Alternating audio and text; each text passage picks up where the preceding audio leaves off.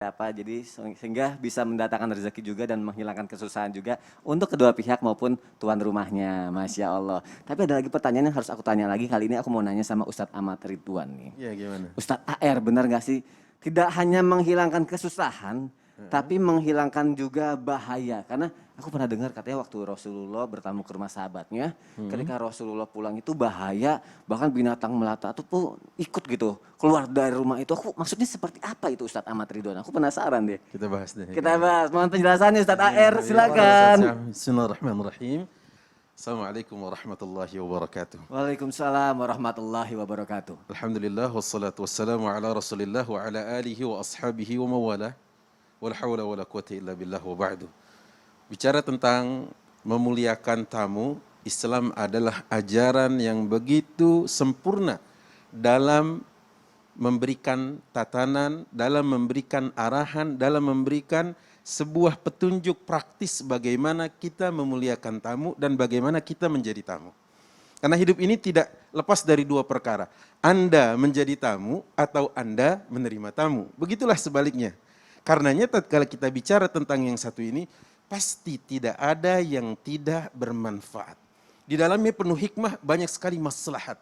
Sampai Rasulullah SAW, walaupun ini sifatnya umum, kata Rasulullah SAW dalam sebuah hadis sahihnya, beliau mengatakan barang siapa yang ingin dipanjangkan usianya, man sarrahu, atau yang ingin dilapangkan rezekinya, man sarrahu an yusatalahu fi rizkihi wa yunsa'alahu fi nasabihi falyasir rahimah.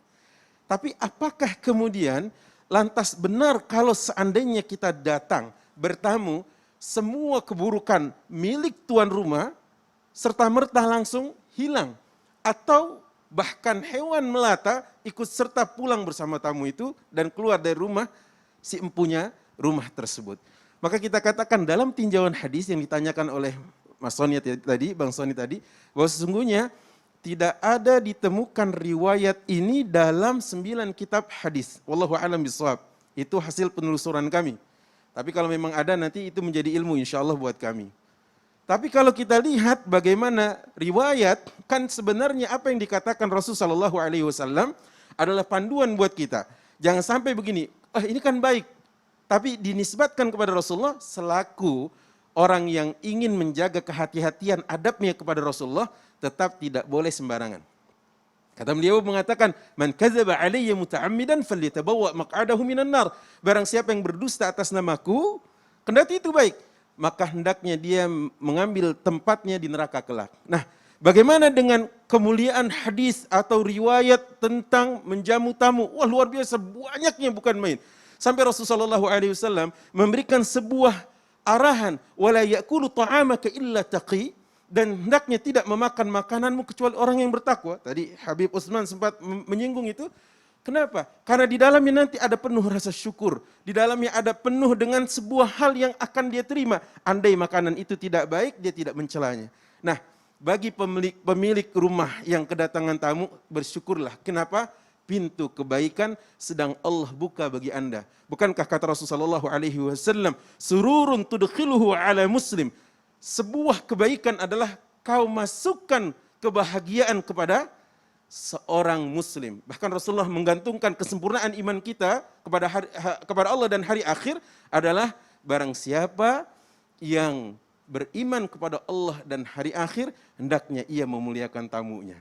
Berarti akan banyak keburukan yang keluar dari kita bila mana sesuai dengan arahan Rasulullah SAW kita memuliakan tamu tersebut. Masya Allah. Dan nanti akan kita bahas lebih lanjut lagi ya Ustadz Ahmad Ridwan ya. Siap. Jadi kalau yang mengenai binatang itu nggak ada riwayatnya. Riwayatnya ya? tadi Anda lihat dalam silsilah hadis disebutkan itu maudhu'ah.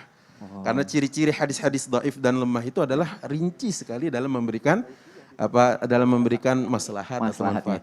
Tapi mungkin ya kalau misalnya aku ke rumah Ustadz AR, mungkin binatang yang ada di rumah Ustadz AR bisa ngikut aku semua tuh. Apa itu? Lobster sama ikan-ikannya itu.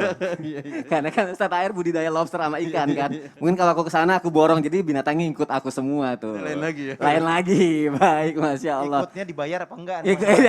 Itu dia tuh. Masalah dibayar. Tapi Bib, ngomong masalah dibayar apa enggak, aku jadi punya pengalaman gitu. Ada yang tamu datang ke rumah, ngutang gitu Bib. Aduh jadi keingetan aku, ngutang bertahun-tahun. Terus besoknya dia datang lagi ke rumah jamaah, mau ngutang lagi. Aku jadi bingung gitu, utangnya belum dibayar. Bayar apa enggak nih? Nah itu, belum dibayar. Oh, belum dibayar. Makanya aku jadi kayak sebagai tuan rumah bingung nih, aku terima apa enggak ya ketika dia main lagi ke rumah gitu. Kayak agak berat gitu, takutnya kalau misalnya enggak aku terima, nanti rezeki aku seret. Kalau misalnya aku terima, ya aku gimana lah bingung.